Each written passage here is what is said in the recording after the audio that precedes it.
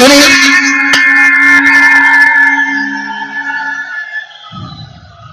দ্বারকা নগরে কি আনন্দ হলো রে, কৃষ্ণের বিয়ে হবে যে রুক্মিণীর সঙ্গে। আমরা সবাই মিলে একবার অনুধ্বনি করুন, নিতাই গৌর প্রেমানন্দে। দ্বারকা নগরিয়া দ্বারকা নগরিয়া দ্বারকা নগরে আজ কি আনন্দ হলো রে, কৃষ্ণের সঙ্গে আজ রুক্মিণীর বিয়ে। হরি বল হরি বল হরি বল সঙ্গে আজ রুক্মিণীর বিয়ে। প্রজাগণ আসে সবাই আসে লোকনে, সবাই মিলে আসে সবাই দিয়ে লোকনে। ভক্তগণ বাহু তুলে বলে হরি হরি,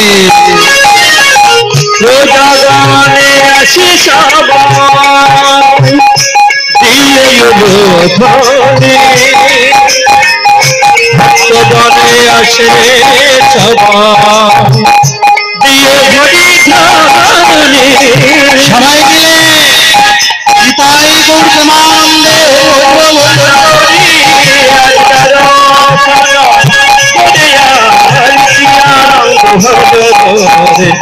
কৃষ্ণের সঙ্গে আজ রুক্মিণীর বিয়ে, কৃষ্ণের সঙ্গে আজ রুক্মিণীর বিয়ে। ভগবান কৃষ্ণচন্দ্র ব্রহ্মাকে দেখাচ্ছে, দেখো ব্রহ্মা, দেখো দেখো আমি যে এই যে রাধারানীকে সাথে করে নিয়েছিলাম, আর এই যে রুক্মিণীও সাথে ছিল, আজ রুক্মিণীর সঙ্গে আমার কেমন ভাবে বিয়ে হয়েছিল জানো? তুমি তো ব্রহ্মা পরে এসেছো, তার আগে দেখো আমার কেমন ভাবে বিয়ে হয়েছিল। যখন রুক্মিণীর মালা যখন আমি পড়েছিলাম, যত ভক্তগণ সবাই মিলে অনুধ্বনি হরি ধ্বনি বলিছে বদনে। অনুধ্বনি হরি ধ্বনি বলিছে বদনে, অনুধ্বনি হরি ধ্বনি বলিছে বদনে। অনুধ্বনি হরি ধ্বনি বলিছে বদনে। আনন্দেতে মত্ত হরা হই না ভুবনে, আনন্দে আত্মহারা হই না পথগণে। আনন্দে মত্ত হরা হই না ভুবনে, আনন্দে আত্মহারা হই না পথগণে। আর শুনবে ব্রহ্মা, শোনো, তোমাকে শিক্ষা দেওয়ার পিছনে আর কি, শোনো শোনো। শিব নাচে ব্রহ্মা নাচে আরে নাচে ইন্দ্র, শিব নাচে ব্রহ্মা নাচে আরে নাচে ইন্দ্র। শিব নাচে ব্রহ্মা নাচে আরে নাচে ইন্দ্র, শিব নাচে ব্রহ্মা নাচে আরে নাচে ইন্দ্র। পাতালে বাসুকি নাচে পাইয়া গোবিন্দ, পাতালে বাসুকি নাচে পাইয়া গোবিন্দ। পাতালে বাসুকি নাচে পাইয়া গোবিন্দ,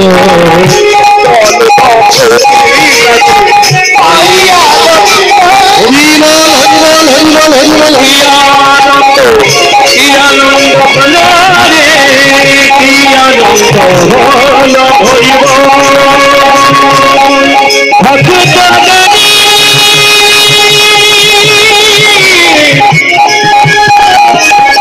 বলে হরি বল, হরি বল,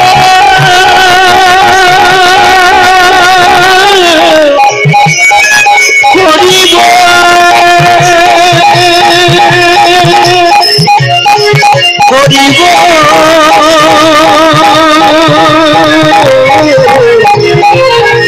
বলে হরি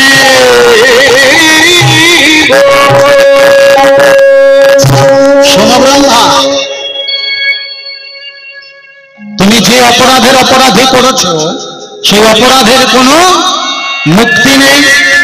তবে তোমাকে একটা আশীর্বাদ করতে পারে, কি না, তুমি থাকবে যেমন তেমন পিছনে একটা অভিশাপ করে যায়, যবনের ঘরে তোমার জন্ম হবে। আর যখন যবনের ঘরে জন্ম হবে তখন তোমার নাম হবে নামাচার্য হরিদাস। আর সে যুগে যখন আমি আসব তখন এসে তোমাকে উদ্ধার করব। তবে এই যুগে নয়, তবে ব্রহ্ম তোমার যে মোহ জেগেছিল এই মোহকে কেমন ভাবে খণ্ডন করতে হবে জানো? কেমন ভাবে না, তোমার সদা দিবারাত্রি তপস্যা করতে হবে। কি নামে তপস্যা করবে?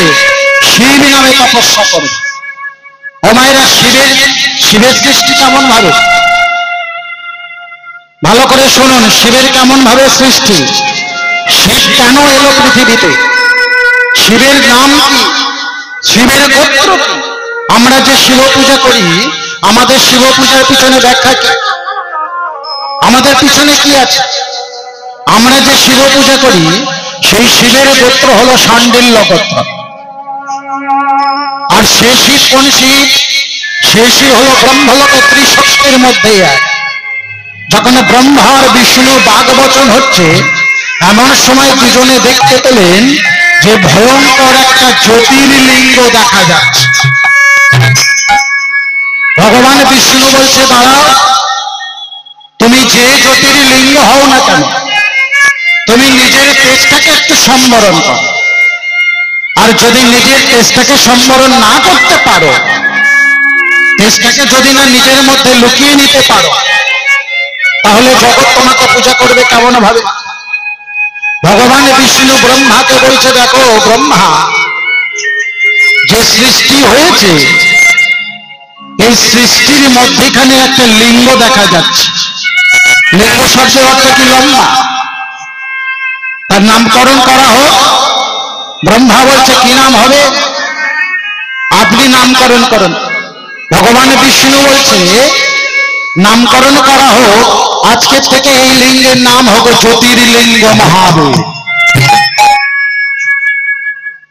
তাহলে জ্যোতির্লিঙ্গ বোঝা গেল। কোন জ্যোতির্লিঙ্গ? এই যুগে নয়, আমাদের কটা যুগ এইবারে আসে? আমাদের 6টা যুগ। সত্য, তেতা, দাপর, কলি। তার আগে আরো 2টো যুগ আছে। একটার নাম কৃত যুগ, একটার নাম আদি যুগ। আদি যুগটা ইতিহাসের পাতায় আছে, একটু মিলিয়ে নেবেন। সময় হয়ে গিয়েছে, লীলা সম্বরণ হয়ে যাবে। ইতিহাসের পাতায় আছে আদিম যুগ বলে, যে যুগটা আছে সেটা হলো আদি যুগ। ভগবান মনে মনে চিন্তা করেছিল যে পৃথিবীতে ভক্ত রচনা করতে হবে, তাই এমন ভক্ত রচনা করেছিলেন বাকহীন, কথা বলতে পারে। ভগবান কথা বলতে পারছে না এমন একটা ভক্ত রচনা করেছে। সর্বাঙ্গ রোমে ঢাকা, বস্ত্র পরতে পারে না। তাই সে যুগটাকে ভগবান স্টপ করে দিল, অফ করে দিল, দিয়ে আদি যুগ ঘোষণা করলো। আর আদি যুগ পুরাণের পাতায় এলো না। তার আগে কি যুগ ছিল না? কৃত যুগ। অনেকে বলছে সত্য যুগটাকে কৃত যুগ, কিন্তু না, সত্য যুগটা আলাদা যুগ আর কৃত যুগটা আলাদা যুগ। যাই হোক, এর বিষয়টা পরে বলো। এখন সৃষ্টির বিষয় হলো যে 6টা যুগ আগে যে যুগের সৃষ্টি হয়েছিল সেই যুগে যে জ্যোতির্লিঙ্গ মহাদেব সৃষ্টি হলো, আর এই জ্যোতির্লিঙ্গ মহাদেব সৃষ্টি হয়ে ব্রহ্মা এখন ভগবানকে বলছে, হে প্রভু, আমার পিতাটাকে। ও মায়েরা, একমাত্র আপনারাই বলতে পারেন, আপনারাই বলতে পারেন আমার পিতাকে। কে আমার বাপ? আর আমি জানি কি আমার পাপ, তাই না বাবা? আমি কি কি পাপ করেছি আপনারা কেউ জানেন কি? কেউ জানেন না, কিন্তু আমি জানি। আর একমাত্র মা বলতে পারে আমার বাপকে, আমার বাবাকে। ব্রহ্মা ভগবানকে প্রশ্ন করল, আচ্ছা প্রভু, তুমি তো শঙ্খ চক্র গদা পদ্মধারী ভগবান শ্রী বিষ্ণু, তুমি বলো না আমার বাবাকে। ভগবান বলছে, তোমার বাবাকে তুমি চেনো না? বলছে না, আমি কি করে জানবো আমার পিতামহকে? বলছে তোমার পিতামহকে আমি কি করে জানবো? ভগবান বলছে আমার বাবা হলো তুমি, আর তোমার পিতামহ হলো তোমার পিতা, আবার তোমার বাবা তুমি। এবারে ঘুরে দেখুন, আসুন ঘুরিয়ে। যে সৃষ্টির বিধানে যেভাবে পরিষ্কার করা, ব্রহ্মা বলছে তাহলে কি করে হয়? আমাদের কটা দ্বার? 9টা দ্বার। কিন্তু ভগবান ব্রহ্মা এমন অভিসম্পদহীন হয়ে গেল, এই ভগবান ব্রহ্মা মনে মনে চিন্তা করলো বিষ্ণুর থেকে আমি বড়, আমার থেকে কেউ আর বড় না। ব্রহ্মা ওই বিষ্ণুকে বলছে তুমি যদি এত বড় হবে তাহলে প্রবেশ করো আমার দেহের মধ্যে। ভগবান বিষ্ণুর দেহের মধ্যে ব্রহ্মা প্রবেশ করেছে, আর ভগবান সর্বদ্বারগুলো একদম বন্ধ করে দিয়েছে, স্টপ করে দিয়েছে। যেই না সর্বদ্বার স্টপ করে দিয়েছে, ব্রহ্মা বিষ্ণুর শরীরের মধ্যে ছটফট করছে, কোথায় থেকে বেরোবে রে বাবা, কোথায় থেকে বেরোবে? সৃষ্টির মাহাত্ম্যতে রয়েছে। এমন সময় ব্রহ্মা আর কোনো পথ না খুঁজে পেয়ে ওই যে ব্রহ্মা ভগবান বিষ্ণুর নাভিপত্য থেকে সৃষ্টি হয়ে গেল। আর যখনই না সৃষ্টি হয়েছে দেখতে সমগ্র পৃথিবী জলমগ্ন, কোথাও কেউ নেই, আর ভগবান বিষ্ণু নিচে শুয়ে আছে অনন্ত শয্যায়। সেই সময় ওই ব্রহ্মা ভগবান বিষ্ণুকে দুটো কথা বলেছিল। কি বলেছিল না, পূর্ণ আত্মা মম শরীরম কেব কেব জীবতম অনৈতং মম সৈশ্বর্যম তৎপৃথিবীনর্দেশ্বর। তুমি তো নিচে শুয়ে আছো আর আমি তো শূন্যে বসে আছি, তাহলে আমি কেন নিচে নামতে পারছি না? ভগবান বিষ্ণু শুনতে পাচ্ছে। কেন না, উনি তো একটা পদ্মের উপরে বসে আছে, দেখছেন আছে একটা পদ্মের ডাঁটা আছে, ব্রহ্মা দেখতে পাচ্ছেন। তখন ভগবানের জাগ্রত হয়েছে, মায়াচ্ছন্ন ছিল, দেবী মহামায়া যেই না সরে গেছে, ব্রহ্মাকে বলছে দেখো তুমি যেখানে বসে আছো এটা হলো ব্রহ্মলোক, আর এই ব্রহ্মলোকের মধ্যে তুমি আছো, আর তোমার এই যে পদ্মের ডাঁটাটা রয়েছে না, এই পদ্মের ডাঁটার মধ্যে রয়েছে 14টা লোক, যার মধ্যে তুমি আছো। তখন ব্রহ্মা বলছে কেমন করে হয়? আমি যে আপনার শরীরের মধ্যে প্রবেশ করেছিলাম, আপনি সর্বদ্বারগুলো বন্ধ করে দিয়ে আমাকে নাভি থেকে বার করলেন, তাই আমি নাভি থেকে বেরিয়েছি বলে আমি পদ্মনাভ ব্রহ্মা, আর আপনি কে? বলছে আমি পদ্মস্বামী।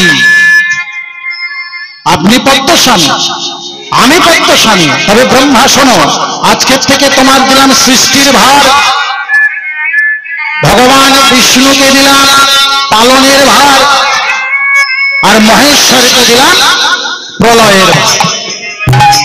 তিনজনে তিনটে ভাগ করে নিলাম, আর তিনজনে তিনটে ভাগ করে নিয়ে ব্রহ্মা বলছে তাহলে আমি সৃষ্টি করব কেমন ভাবে? আপনি তো আমার সৃষ্টি করেছেন। বলছে আপনাকে শুধু ভার দিয়েছি, সৃষ্টি যা করার আমি করে দিয়েছি, আপনি শুধু ডিপার্টমেন্টটা ভাগটা বুঝে নিন, তারপরে চিন্তাটা আমার।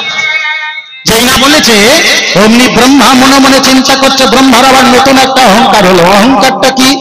আমার চতুরানন ব্রহ্মা, আমি চারিদিক থেকে ভগবানকে স্মরণ করব, কিন্তু ভগবান একদিক থেকে আমাকে স্মরণ করতে পারবে।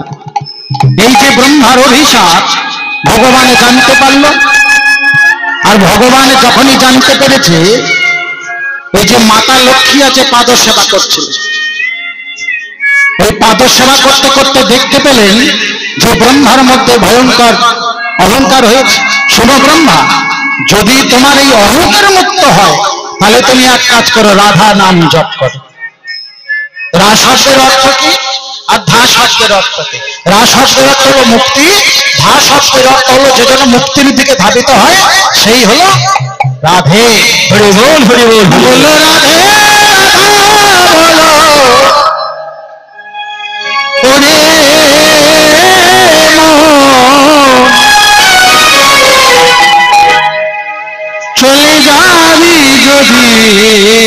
বৃন্দাবন। সবাই মিলে একটু হাতে হাতে তালি দেবেন, সবাই মিলে সবাই উলুধ্বনি নিতাই গৌর প্রেমানন্দে হরি হরি বল।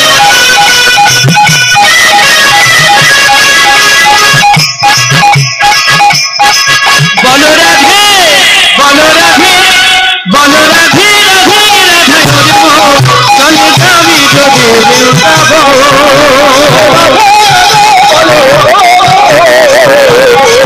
চলে যাবি যদি বৃন্দাবন। বলো রাধে বলো রাধে বলো রাধে বলো রাধে বলো রাধে বলো রাধে বলো রাধে।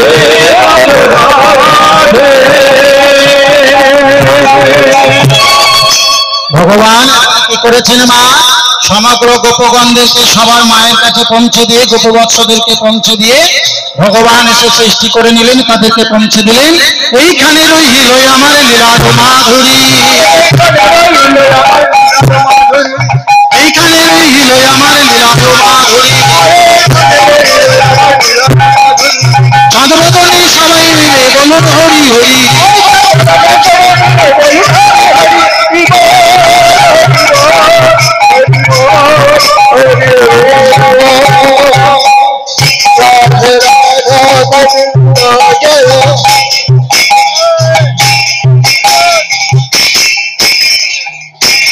রাধা গোবিন্দ